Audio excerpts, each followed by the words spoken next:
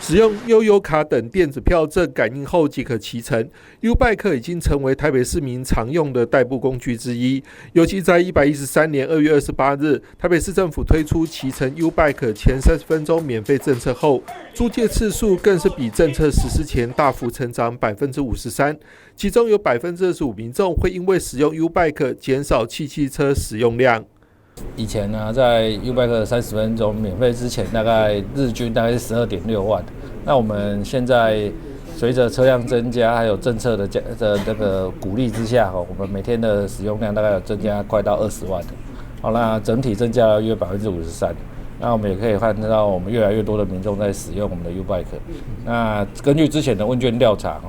那针对 U-Bike 的使用者去问，大概有25%的人会说，他因为使用 U-Bike 也有减少汽车的使用，所以说这个部分我们会持续去做推广。由于到8月14号中午为止，台北市 U-Bike 租借次数已经达到3亿9980万，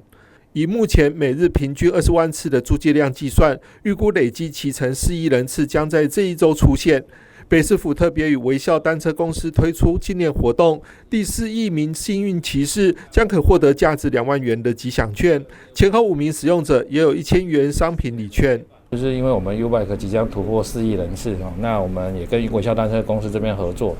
假如说在我们突破那个4亿人次的那一个人，我们微笑单车这边会透过电话联络那个幸运儿，那我们会提供2万元的奖金，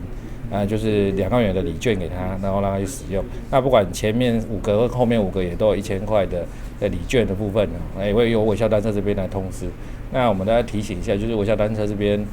他会由他们这边通知，他不会要求民众汇款，那所以请民众可能要留意一下，如果有任何问题的话，就欢迎打我们微笑单车的客服电话询问。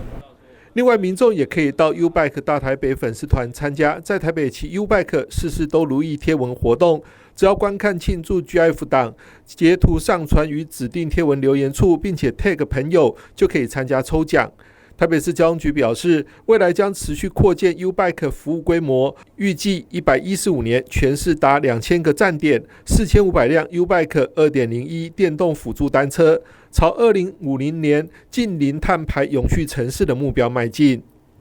记者张启腾台北报道。